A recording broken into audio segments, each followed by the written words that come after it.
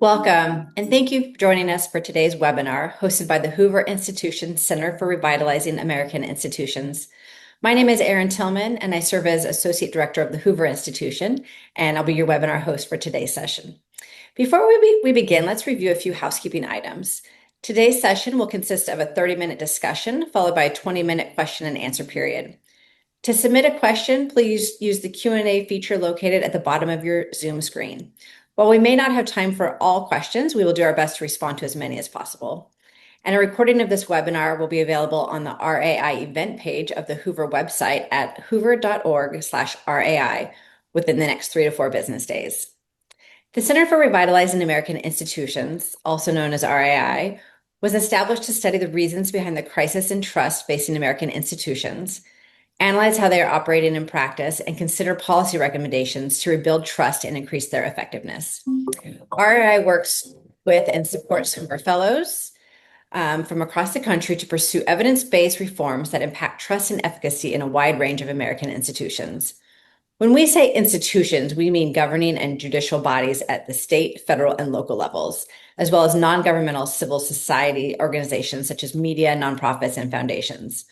We also attempt to understand public opinion and behavior, particularly as it relates to the electoral accountability, and we are making investments to improve civic education in both K through 12 and higher education settings. RA operates as the Hoover Institution's first ever center and is a testament to one of our founding principles, ideas advancing freedom. Since 1919, the Hoover Institution has sought to improve the human condition by advancing ideas that promote economic opportunity and prosperity while securing and safeguarding peace for America and all mankind.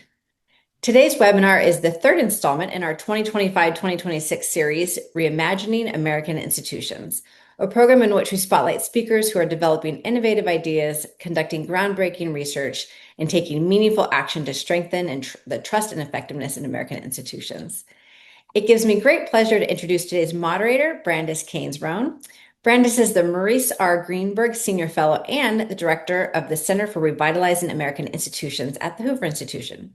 She's also Professor of Political Science and Professor by Courtesy of Political Economics at the Graduate School of Business, and she served on faculty at MIT, Northwestern, and Princeton before returning to the farm in 2022. Today's session on reclaiming liberal education in America will explore the intellectual and civic foundations of liberal education, why they matter for free people, and how they can be reclaimed in today's polarized climate. We are honored to have as our guest speaker Peter Berkowitz, the Tad and Diane Tobey Senior Fellow at the Hoover Institution. From 2019 to 2021, Peter served as Director of the State Department's Policy Planning Staff and Senior Advisor to the Secretary of State. A recipient of the 2017 Bradley Prize, he's a columnist for Real Clear Politics and Director of Studies at the Public Interest Fellowship. Peter has authored several books on political philosophy and constitutionalism and taught at Harvard and George Mason University. Thank you, Peter, for joining us today. I'll now hand you off to Brandice to start today's conversation. Thanks so much, Erin, and thanks, Peter, for joining us today. It's always great to see both of you. So, Peter, as you know, higher education's in the news these days, quite a bit, actually, and the idea of a classical liberal education is part of that discussion. You've actually been writing for a long time about the importance of a classical liberal education. So just for starters, can you say a bit about what that means? Happy to do so, and great to be in conversation with you, Brandice. Thanks. So classical liberal education really goes all the way back to classical Greece and Rome. It starts with Socrates' conversations in the public square, Plato's Academy, Aristotle's Lyceum. It combines formal studies with, let's call it, excuse the fancy word, dialectical questions and answers.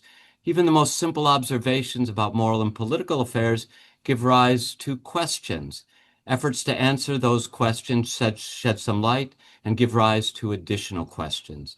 So the combination of formal studies, typically in the sciences and the humanities too, plus the Socratic question and answer, that's the heart of classical liberal education. In the Middle Ages, liberal education the liberal arts were formalized in the so-called quadrivium and trivium. The quadrivium included arithmetic, geometry, music, and astronomy. The trivium included rhetoric, grammar, and logic, what were thought to be the hard subjects. Think of the quadrivium as STEM, and grammar, rhetoric, and logic as the humanities. And then we see a third important moment in the history of liberal education, and that's really our era, the era we still live in. Let's call this the era of rights-protecting democracies. In the era of rights-protecting democracies, liberal education is understood to serve the interests of maintaining political societies based on individual freedom, human equality, limited government, and so on. I think the best account we have of liberal education in the modern era is provided in a, these days, little-read speech that John Stuart Mill gave in 1867. He was named honorary rector of University of St. Andrews. He gave an account of liberal education for a free society. And in his account, we can see that liberal education has a certain aim, has a certain structure and content. It has an underlying spirit. What's the aim, argued Mill? And I think it's a good aim for us. The aim is of liberal education, not the whole of what a university does, but liberal education is to produce capable and cultivated human beings. Capable for what? Cultivated toward what end? Well, to prosper in free societies and to maintain the political institutions of free society. What's the structure and content? Well, liberal education, like many inquiries, begins from the simple, moves to the more complex and moral and political affairs. It begins from the close to home and branches out. In the United States, such an education would combine study of the sciences, humanities, with a focus on American political ideas and institutions, political economy, jurisprudence, international relations. It wouldn't stop there. It starts there as the base from which it broadens out to study the great moral and political ideas in our civilization, and it keeps broadening to study other peoples and nations.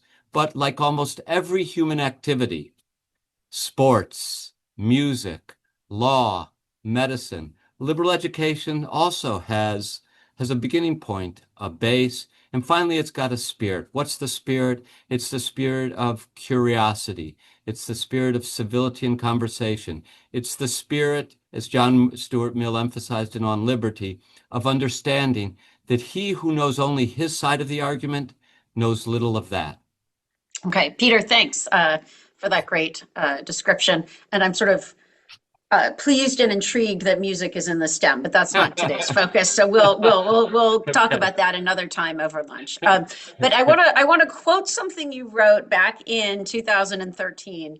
This happened to be about Bowdoin College, but we're not, the focus here is not Bowdoin, it's the bigger point. And you wrote, quote, "The problem today is that this legacy has morphed into a pronounced tendency, though Bowdoin's government department is a noteworthy exception, to identify the contemporary progressive understanding of government and the various and sundry policies associated with the left wing of the Democratic Party as equivalent to morality and reason. Bowdoin proclaims its devotion to liberal education and the virtues of open-mindedness, critical thinking, and freedom on which it depends. But the college reinterprets these virtues to serve partisan ends." So without kind of hyper-focusing on Bowdoin, or frankly, for that matter, any specific university or college, do you think this issue has gotten better or worse since 2018 in the American higher education landscape? How do you think it's sort of operating today? Sadly, I do think things have deteriorated over the last decade, although in the past 2 years, we are seeing the beginning of a renaissance. Why do I think it's worsened? Well, I'll give you a few actual examples. We are old enough to remember, and many of our listeners will be old enough to remember the controversy at Yale University in 2015 over Halloween costumes. A dean, an associate dean at one of the college houses, dormitories, wrote a letter to all the students in the house saying that, "I understand some of you would like the university, Yale University, to regulate your Halloween parties, But I believe, and the woman writing this was herself an expert in child psychology. She said, I believe students should be in charge of their own Halloween parties. And if they see a Halloween costume that they think is offensive or inappropriate, they should let the student who's wearing it know. This provoked outrage among the students. The husband of this associate dean, who is the dean of the whole college, Nicholas Christakis, his wife had written this letter, can be seen on a video. It's available on YouTube, being surrounded by 20 or 30 students, yelling at him, screaming at him, telling him that she should be fired because he refused to apologize for his wife's letter without hearing all the arguments on the side. In response to this, Yale University President Peter Salovey announced 2 weeks later that he was earmarking $50 million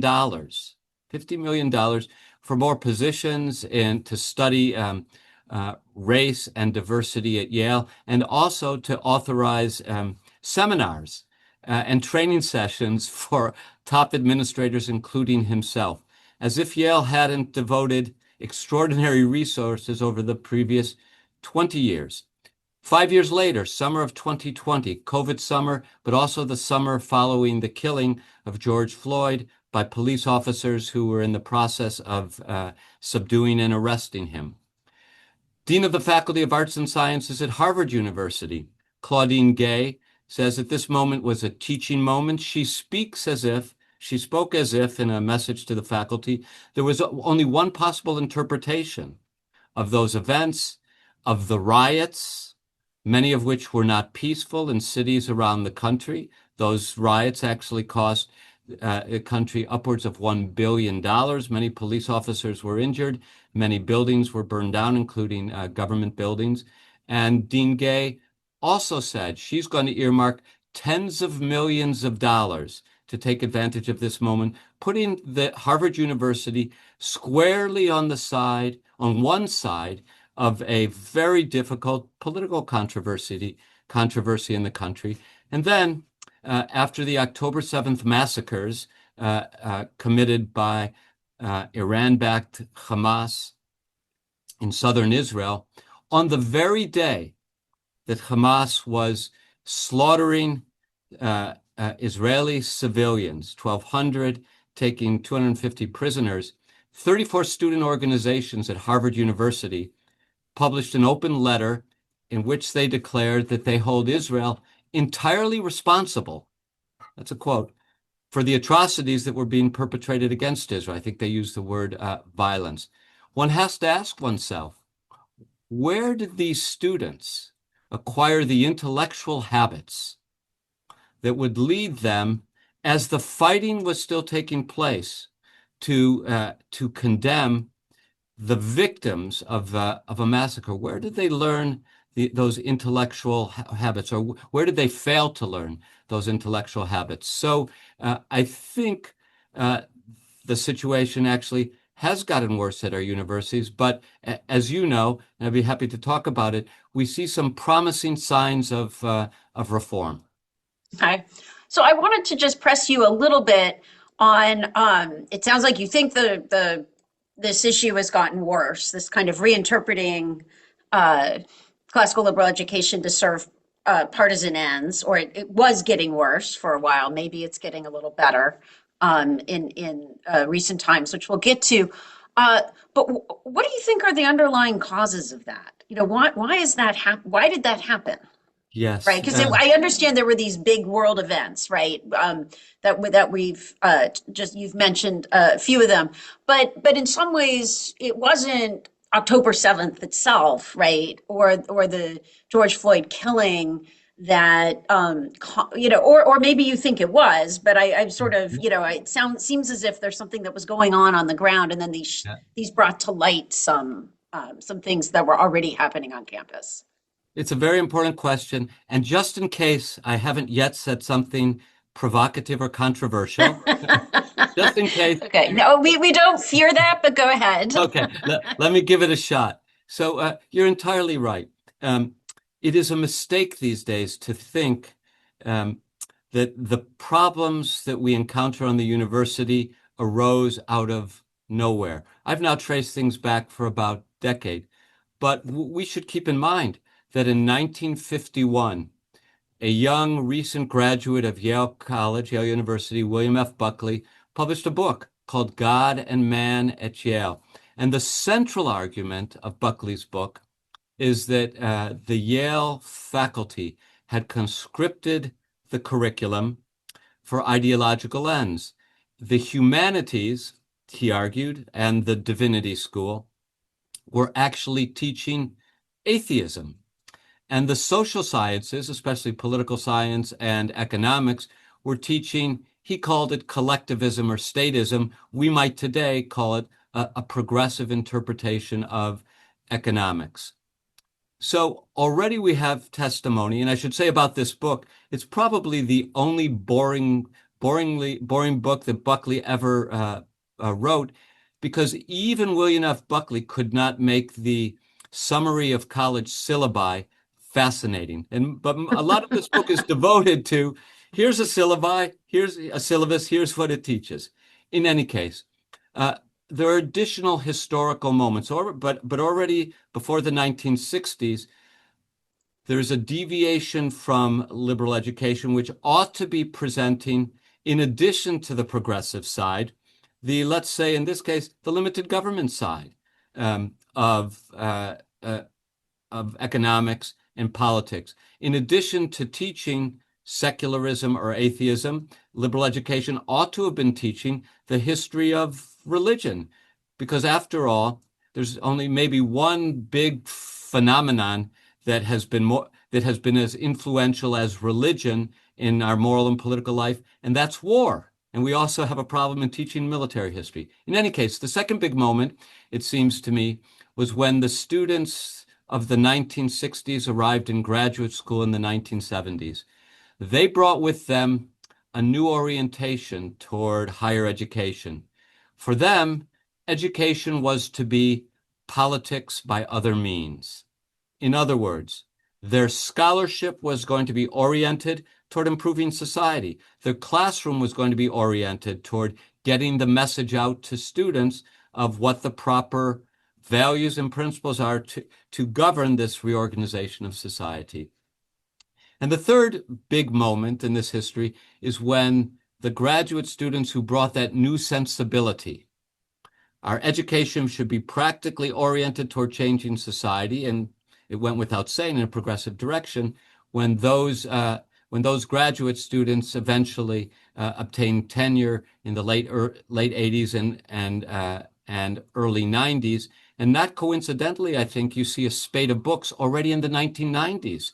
And by the way, some were by conservatives, but in the 1990s, I'll give you two examples of books by one by a man who's not a conservative, David Bromwich, a very distinguished scholar of comparative literature at Yale University in the early 90s, published a book called Politics by Other Means, in which David wrote for Dissent, in which he deplored the ways in which scholarship and the classroom were being used not to study great works of literature and political thought, but to advance a political agenda. The 90s also saw the publication of a book called The Shadow University by Alan Charles Kors, who is to the right of center, and Harvey Silverglate, a man of the left. They published a book called The Shadow University. The Shadow University came out in 1998. It's a 300-page book that documents cases in which universities are betraying the imperatives of free speech and the imperatives of due process. For those who are curious, I strongly recommend this book. Those two gentlemen went on to create the Foundation for Individual Rights in Education. They assumed that that this organization, which was created to defend individual rights on campuses, would go out of business within 10 years. Little did they know that they were entering a growth industry. Every year that organization's been in existence, it's been compelled to take on more cases, more abuses of power fighting abuses of power on campus. Thanks, Peter. So I want to move to kind of the current time and as well what might be some solutions. So you've identified, a number of issues. So what now? What should be done by universities themselves in order to be more devoted in practice to a liberal, focusing first, I'm sure there are other issues too, but on this, since it's the topic of the webinar, to be more devoted to a liberal education. Um, First, I think we need to re-educate ourselves about liberal education. It's very interesting. Universities these days study an enormous range of questions and subjects and topics. But if you look at the course catalogs of many of our leading universities, Stanford's, I'm happy to say, different in this regard. But if you look at the course catalogs of many of them, one subject that is seldom studied is actually the university itself. Yes. What is its mission? How does it govern itself? What are the ethics of university education? But the university is big. Liberal education is part of a university because our universities also include professional schools. Liberal education is separate from the professional schools. So one step we can take is by re-educating ourselves about the history of liberal education. What are its purposes? How does it fit into a 21st century university? Second, I would like to see our universities incorporate into their orientation materials seminars, documents, readings on free speech, on due process, on the curriculum, on the basics of what it is, what one would need to learn to be a minimally educated person.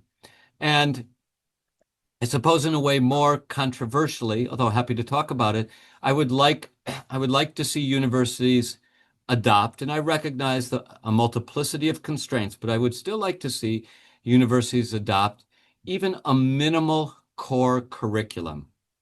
I think it sends a terrible message to students when universities abandon the idea that there's no set of books or ideas or events or principles or institutions that all educated people should be familiar with. Now, I understand majors can be demanding. I understand this could involve retooling for faculty members. But I don't think it would be too much to incorporate, let's say, a handful of courses. You could complete in 3 semesters, two courses per semester. Say, start with ancient and medieval history and an introduction to political philosophy in the first semester. And by the way, all students would take these. In the second semester, American political ideas and institutions and the principles of economics. And in the third semester, 2 more classes, a class on modern history and a class on literature. And by the way, this has at least 2 advantages. One, it introduces all students to some basics that will actually help them both as citizens in a free society and I think as flourishing human beings. But second, and we've run this experiment, students tend to like these courses when they're studying a common curriculum. Their fellow students are studying it, and out of class, in the cafeteria, over a beer, on a walk, they can continue the conversation. They learn how to disagree productively in a way they can't if every single student is taking a set of 32 courses tailored especially for himself or herself, by himself or herself, but by each, not with a view to what constitutes an educated person. I'll mention one other recommendation I have, which is that because it's so poorly understood today and because it's so essential to the enterprise, I would like to see universities create an annual free speech lecture. And by the way, invite a range of people to do it. Political scientists, philosophers, scholars of literature, sociologists, activists, lawyers, all kinds of people, and bring these people to campus, not for a day, not for a single lecture, but for a week. So to give this Keystone lecture, but also to sit with faculty, to sit with students, to give seminars, to converse over dinner. This would be a way for the university to signal the importance it attaches to freedom of speech. And how do you signal that importance? By increasing educational opportunities around this great principle. Excellent. Yeah. Okay. So some great suggestions. One thing you didn't, it sort of was there indirectly, but you didn't head on talk about is this a topic that's been getting a lot of attention in the press about viewpoint diversity, and you did recently write about it. Can you say a bit? And I realize how we get there is in some ways maybe a different question, but can you say a bit about why you believe viewpoint diversity is important for the pursuit of truth? And if the primary university mission is truth seeking, critics have argued, then why does it matter if faculty, students, and staff happen to all share the same viewpoints, right? Like, why do we need viewpoint diversity? Because we're truth seeking, so we're going to get the truth. I understand some of these people didn't seem to be for truth seeking 10 minutes ago, so some of them were celebrating that they've come up, but this is a serious question, right? Like, why do we need viewpoint diversity? Exactly. And in fact, as you know, just a few months ago, a professor of humanities and literature at Johns Hopkins University, Linda Siraganian, I think, published a piece, 7 Theses Against Viewpoint Diversity. I think many of her arguments contained a core insight, but I think that all the theses were ultimately mistaken. And many straw men. She does, for example, reasonably observe that we pretty much understand DNA structure. Do we need people on both sides of the question? We know that 2 + 2 = 4. We know the Earth is round. Do we need flat earthers represented on our faculties? The answers, of course, are no, no, and no. But this misses the essential, it blurs the essential point. Questions in math, and as questions, especially in the natural sciences, differ from questions certainly in the humanities and in many cases in the social sciences. In the sciences, like DNA structure or math, 2 + 2, there's generally nothing to be said on the other side of the question, although I'm very aware that we should be very careful of saying the science is settled.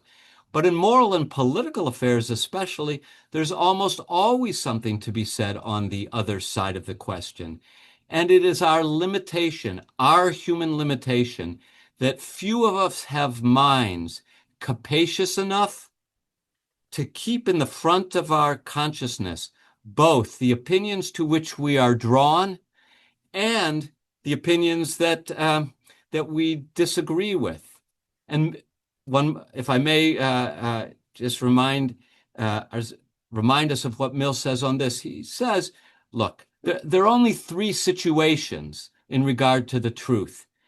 And in all situations, we need freedom of speech, in other words, a variety of views. If our views are wrong, perish the thought, it's good to have viewpoint diversity because someone will correct us. If our views are correct, let's say we have the correct view about executive power. Well, we don't want our views about executive power or the extent of judicial review or the structure of the family. We don't want our reasoned views of these difficult matters to collapse into dead dogma. The only way for our views to remain alive, for us to understand the presuppositions, the implications, the ambiguities, if we are challenged by dissenting views. But Mill says, and this is the crucial part, these first 2 cases are not the common case. The common case, and I think this is true of academic theorizing too, in our business, political science, that in most cases, the opinions we hold are mix of true and accurate statements and false and misleading or ambiguous statements. And the same about the opposing views. So bringing together the clash of views allows us to sort things out, to figure out what is defective in our own views and to figure out what is, even if another view is overall wrong, it may contain a portion of the truth. So it seems to me our educational mission, a very educational mission, depends on this, although I make one final point. I do sometimes think we make a mistake when we treat viewpoint diversity as the be-all and the end-all. It's not. Intellectual excellence is what we're seeking. And in our curriculum, we're not, when we think about our faculties, it seems to me, our number one priority should not be balancing on the basis of political ideology. That's bad. It should be balanced. It should be ensuring that important topics are covered. Now, last point here. Most universities, especially elite universities, do a bad job of covering topics these days like constitutional history, diplomatic history, military history, religious history. Did I say economic history? Not yet, no. Okay, let's add economic history. Now, and if we fill those gaps in the curriculum, it turns out we're going to increase viewpoint diversity because these days it's conservatives who tend to those subjects. But what I'd really like to do is fill in the gaps in those areas. And if a man or woman of the left can teach Adam Smith and Edmund Burke and Friedrich Hayek, terrific. What I want is subjects like that in religious history and military history also taught. Great. Thanks for that great answer. We've gone for almost, so we're going to be having our final two questions. So please get your questions in so we can move to them. Peter, we've talked for almost a half hour now and not actually mentioned Trump yet, which, in today's world is sometimes unusual. So you've written about the Trump administration's proposed compact for higher education. And to take just one quote from that excellent article, you note that it, quote, predictably provoked substantial concerns about government exceeding its legitimate powers and presuming an expertise that it lacks, unquote. And then you go on to highlight how, even well-intentioned administration officials from either the Trump administration, but from the progressive left as well, could suddenly find themselves either lacking the expertise and then maybe less enlightened ones trying to coerce universities to take on certain orthodoxies. So I wonder, are there any government reforms or programs you would endorse as constructive rather than overreach or potentially destructive? Or is your kind of final word like, just please stay out? My final word is not please stay out. However, I have been concerned about bureaucratic overreach in higher education, in part because I'm concerned in general about bureaucratic overreach, and Trump administration officials generally are not somehow more expert in educational affairs than they are in other affairs in which bureaucracies have a tendency to overreach. I should say about the compact that if universities were to have adopted roughly 9 of 10 of the principles on their own, I would say terrific. But I'm very worried about the federal government having a say in whom universities hire. And there was one provision in particular which singled out conservative ideas and said universities must not punish, belittle, must not support any part of the university that punishes or belittles conservative ideas. They shouldn't be, the universities should not punish or belittle any ideas. They should meet bad ideas with effective criticism. So here are two undertakings, though. I think it's entirely proper for the government to be engaged in. And in one case, it's the federal government. The other case, it's state governments. I am happy to see the Trump administration seek to enforce Title VI. Title VI says that institutions of higher education that receive federal funds. That, by the way, includes scholarship and grant money and loans to students, as well as research for faculty. Universities that receive federal funds may not discriminate based on race, color, or national origin. Universities have been doing that.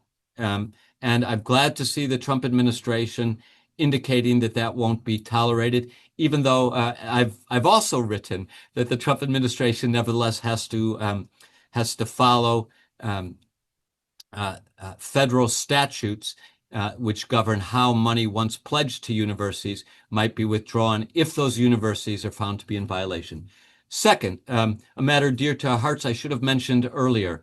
I am delighted to see state governments support new programs they're called programs in civic thought. We have examples that they're numerous now. Arizona State University was a founding program.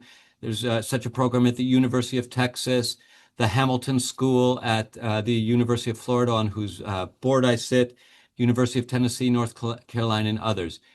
Here, governors and state legislatures have been concerned about breakdowns in liberal education, and they have decided to create units within the greater university, often with direct reports to the president of the university, whose principal purpose is to give students an education in the basic knowledge they need to be citizens in a free society. Typically, that means a concentration, we've already discussed, on American political ideas and institutions.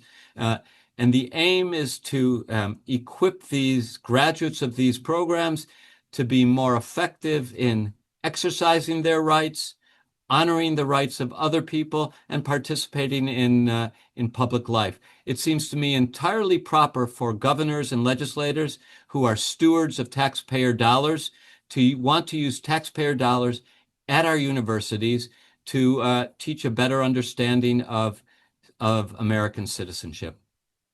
Peter, that's a great lead-in to some of our questions that have come. Yeah. So we have a lot of questions here, and I want to try to get to as many as possible. So one of our questions is actually from Paul Caris, who, as you know, is the head of a Civic Center at Arizona State University. So I want to take that lead-in from your comments about them to ask Paul's question. Thanks, Paul, for joining us, and thanks to all of you for joining us and all these great questions that are coming in.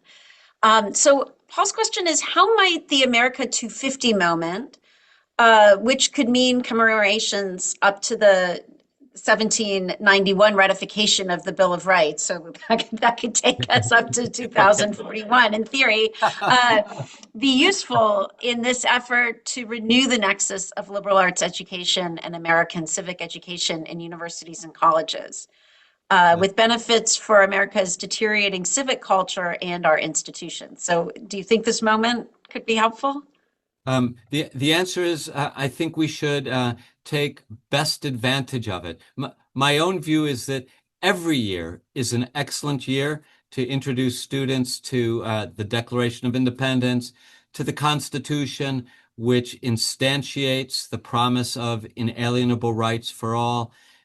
Every year is a good year to study the struggles within the United States to make us a more perfect union, to overcome the legal sanction of slavery, the legal support to slavery that was given by the Declaration of Independence, in effect, even though it contradicts the principle, and by the Constitution. So we should always be doing this. But yes, of course, the 250th birthday, we should celebrate. We should have lecture series built around the Declaration. For what it's worth, when I served in the State Department in 2019 and 2020, Mike Pompeo, then Secretary of State, was so convinced that we had lost an appreciation of the role of human rights, which is a 21st century way of speaking of inalienable rights, that is, rights that inhere in all human beings, that Pompeo commissioned a commission he established a commission to recover the the original understanding of human rights at the founding and to give an account of their place in responsible American foreign policy. So, yes, of course. Now, of course, Paul, the founder of the ASU program on civic thought, has effectively already built an organization, an academic unit that revolves around those principles. We should take every opportunity, and Brandice, as you know, the Hoover Institution is doing just that. Yes. To multiply podcasts, lecture series, articles, long form essays, books that bring the focus back to our founding principles, the form of government we have created to secure the rights that inhere in all people. And this is very important. The struggle over those principles, the struggle over those rights. It's an amazing American story. And Paul's question, which is really an entirely proper suggestion, is that we should put to maximum advantage the 250th anniversary of the Declaration of Independence. Okay, so I have a question that hits home for those of us, say, at, so as the questioner notes, so-called elite schools. So the question is that institutional change rarely occurs from the center and generally occurs on the fringe. Is real change possible in the so-called elite schools?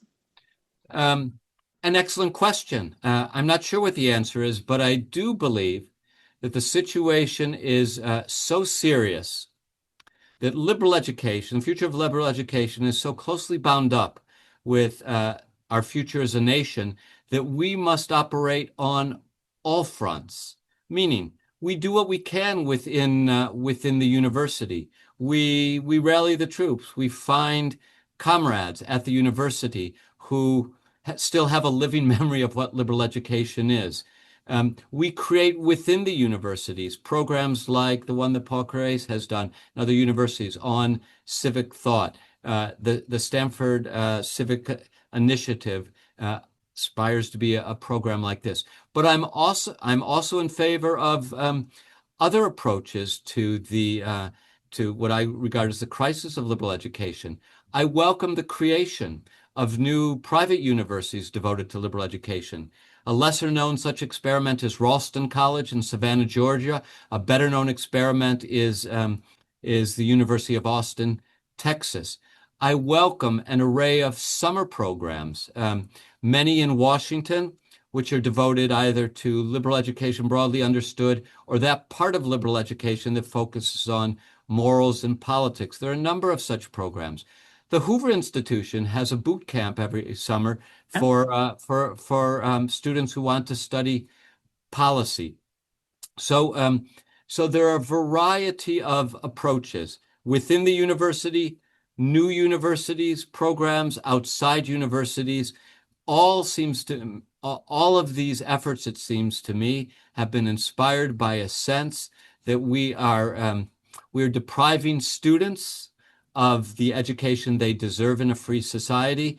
So I sum up and say, yes, I would not rest all my hopes on the reform of our elite universities, but I think they are an extremely important arena in which we also need to be fighting for the future of liberal education.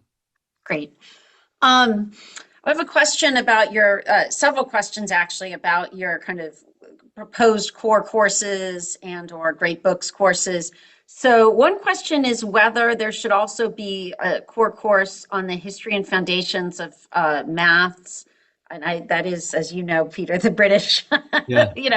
that it's only in, I don't know if it's only in the US, but many countries use the word math since there are many types of math, Yes. science and the scientific method. So to understand, for instance, how science deals with uncertainty. 100%. I'm sorry I left out in my brief summary that of course, from the beginning, liberal education has involved what we today divide into humanities and the sciences. You are not an educated person unless you have some familiarity with the history of science, with the scientific method, with the great achievements of modern science, but this is also important, an appreciation of the limits of the scientific method. So I apologize for having left that out. Please draw no inferences from that. This too is an essential part of liberal education, 100%. And another question about civics is whether some of these issues should be also addressed more thoroughly at the high school level. And I'm going to build on that myself, which is, do you think that, so first there's the answer, what should be done in high school, if you have thoughts on that, in terms of a liberal education, since, the majority of the public, right now at least, doesn't have a four-year college degree, although some have a 2-year. But what should be being done at community colleges? What should be being done at high school? Yeah. Back in 1867, in response to the question, should we teach Greek and Latin at the universities? John Stuart Mill said no. He said, if you haven't learned Greek and Latin by the time you get to universities, it's too late for you. You should already be reading Plato and Aristotle in the Greek. University education is not remedial education. Today, university education is in part remedial education because, yes, we also have a failure of, in my view, K through 12 education. So yes, for sure. I would like to see this introduction to American political ideas and institutions much more effectively launched in high school. Now, I should also make something clear. I haven't meant to suggest, it could sound like it, that I think that what is really should be the capstone of liberal education, what we receive in college, is for everybody. I don't think it's for everybody. I think there are plenty of men and women in this country who, at the age of 18 or so, can finish high school, go on to a community college, acquire professional training, skilled artisan training in a variety of undertakings, and go on to live full and happy lives and be excellent citizens. So we should think of liberal education as actually beginning very early, with literacy and numeracy, and then progressing upward. College is the capstone there. But yes, we need more reform in high schools. And this is a related question. Someone asked whether, would this apply, for instance, to EU countries? Would some of your lessons apply where students do these very specialized degrees? But you might actually take that, since I'll work in that music issue slightly, like a Juilliard, right? I mean, so you're going, right, some undergraduate degrees in the United States aren't, say, a bachelor's of arts or a bachelor's of science, and people are actually getting very specialized degrees. Are these core curricular and other suggestions applicable in those cases? And, particularly the EU, as the questioner asks, since you're doing, almost everyone's doing these specialized degrees in many of those countries. Yes, and we should emphasize in the EU, especially in Britain, these are professional degrees are first degrees. After high school, you go on to law school or medical school or business school or whatever. So in my view, students who are disposed and capable of flourishing as lawyers and doctors and business executives will be missing out on an important part of education if they don't acquire a liberal education. So I look on that a bit with sorrow, for those who miss it.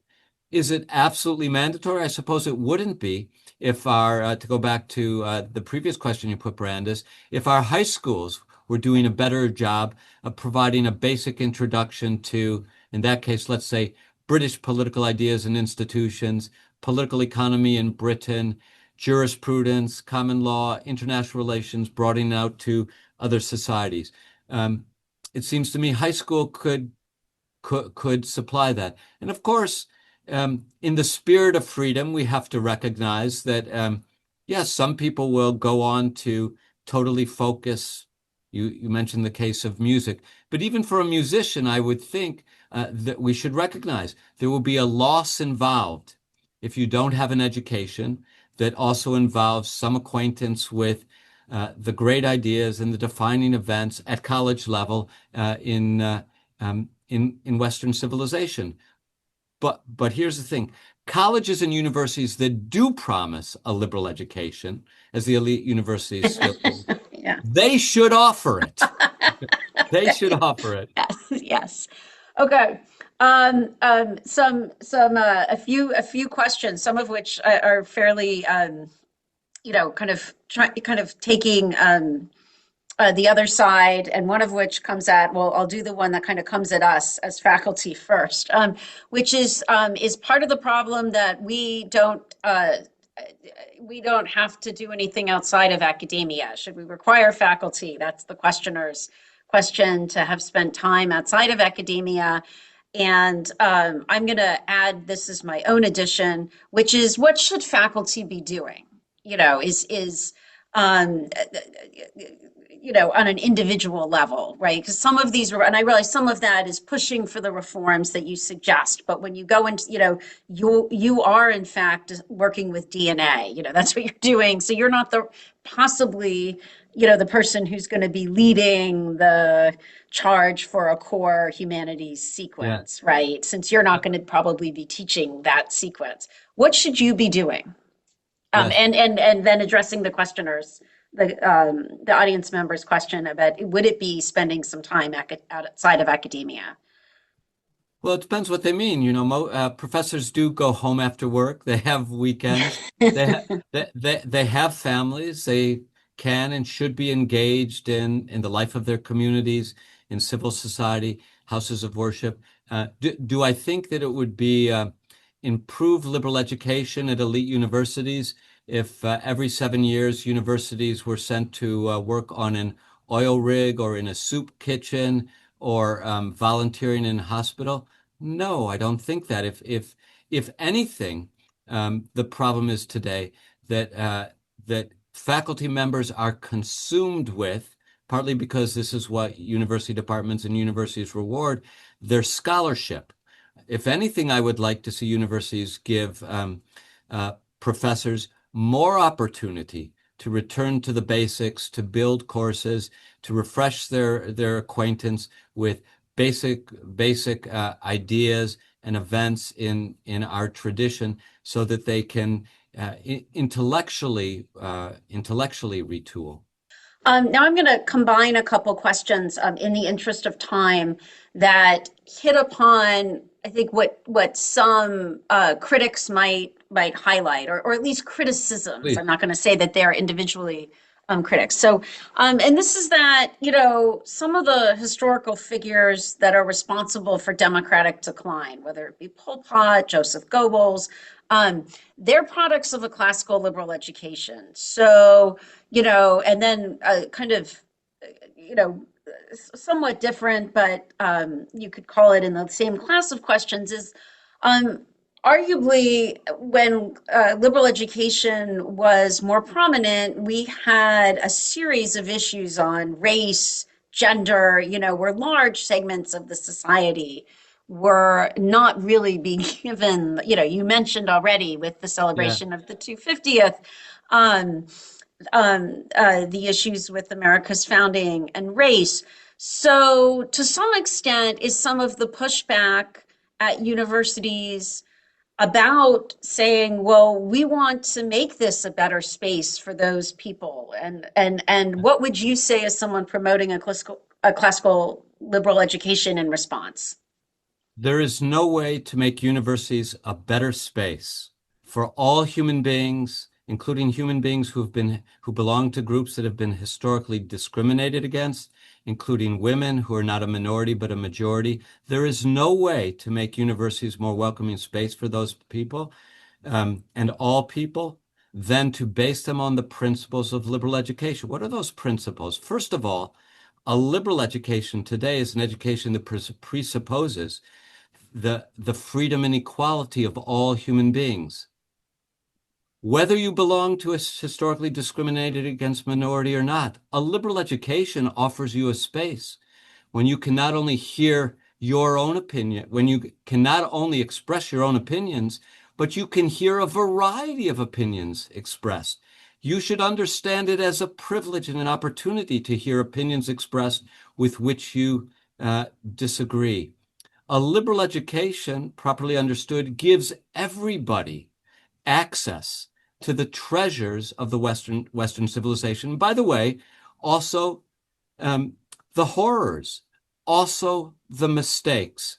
But I would have a question for people who raise this sort of question, which is, on the basis of what principles do they think it was that slavery was overcome, that arguments were developed to ensure the equality for all? Well, I can tell you this. When Elizabeth Cady Stanton in 1848 delivers her Declaration of Sentiments, demanding the protection of women's individual rights, she cites the Declaration of Independence. She bases her speech on the Declaration.